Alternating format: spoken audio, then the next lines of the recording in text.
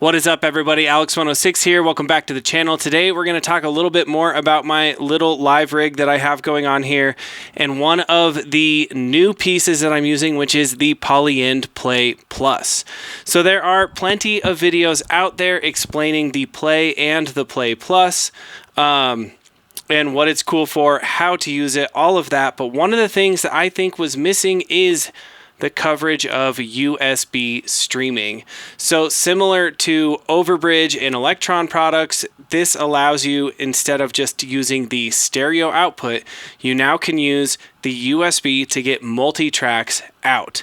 So the obvious cool thing for this is now when you make a song on here that you like, you can multi-track that out, and then you can mix it in your favorite DAW. So you can't necessarily just export the song because you're not really making full like arrangement view songs in here, but you can perform this out, record it, and then fix anything you want. You can also just record like a 16-bar loop and structure that out however you want to do it. It's a very light piece of gear, super backpackable, and you can put it, you can power it on a battery pack, you can power it on the plane. That is one of the things that I love about it. So some of the things that I don't love about the Polyend Play are also fixed, or at least helped out, with the addition of USB streaming, and this goes into live performance. So as we know, or as you may know, it's a sampler. It's an 8-channel sampler, and then it has 8 channels of MIDI. The Play Plus has 3 synthesizer voices that you can use on these MIDI channels, and that is it in a nutshell. So with their sequencing style, they call it pick and place, which means you just grab any sample that you want, and then you can put that sample on any track. It doesn't matter what track it's on, you can put anything on there. And that's great because you can have one track be multiple sounds. So like right here, this is just the hi-hat, right? And we've got an open and a close, even though they sound pretty much the same. They're both there. But the issue with this, in my opinion, is that the mixing is not as robust because they don't have a mixer, like an end of all be all mixer on here. So let's just say the kick drum, let's play our track real quick. Let's just say we want to adjust the kick drum. Well, the way to do that is hit select, and then that will select all of your samples on that page, and then you can turn it up or down, right? But the issue with this is that if we now, let's say we turned it down to -6, and we go to the next pattern, and we go look at this, all those are going to be at 0. They're not at -6.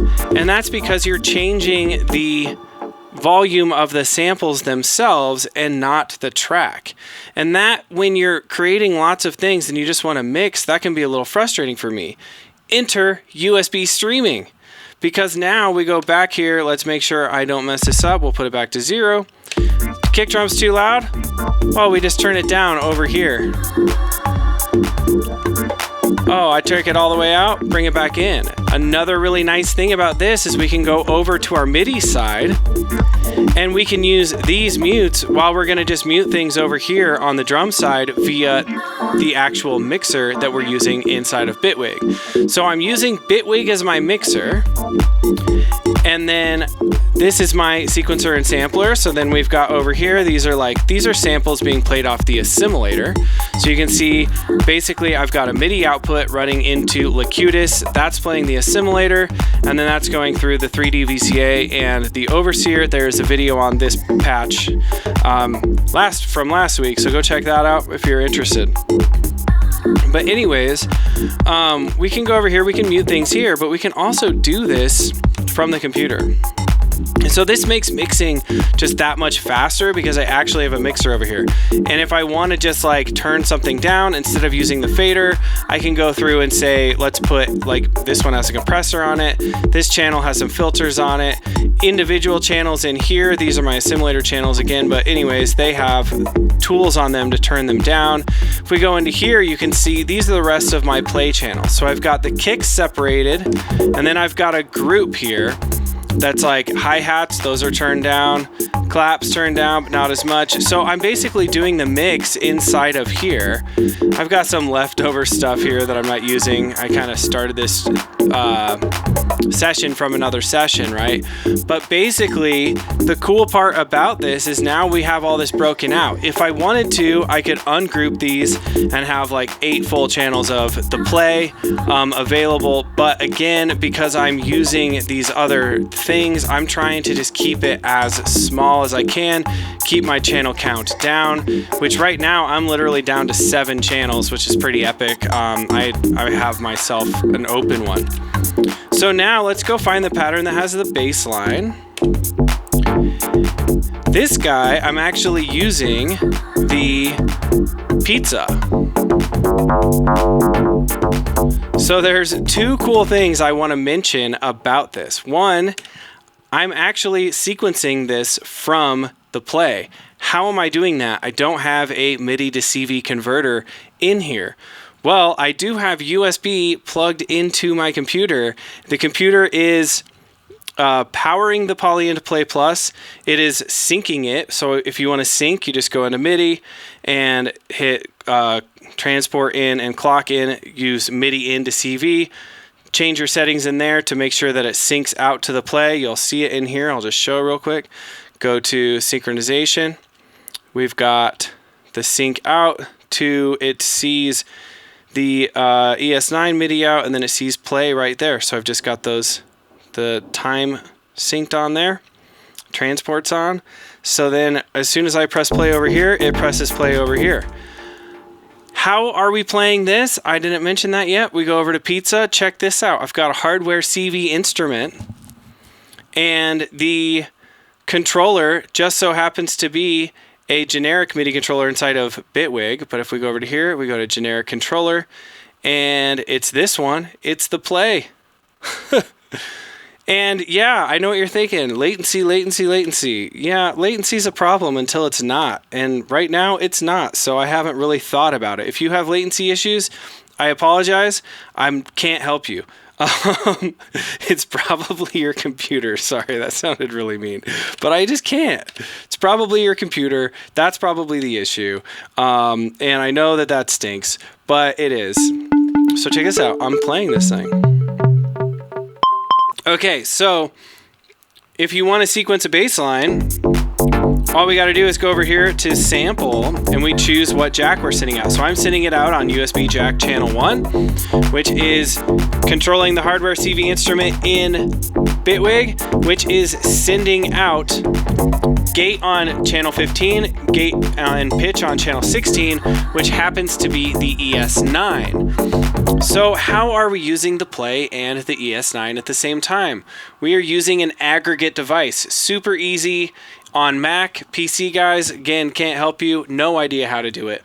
But on a Mac, all you do is go into your audio and MIDI setup, and then literally just hit a plus button, make a new device, and then I believe you just go like that. Boom. Create aggregate devices all you want. You can see mine. It's called Play and ES9. I made sure to, when you check these, you want to check them in order of which inputs you want to come first. So I had my ES9, I checked first, then I checked the play.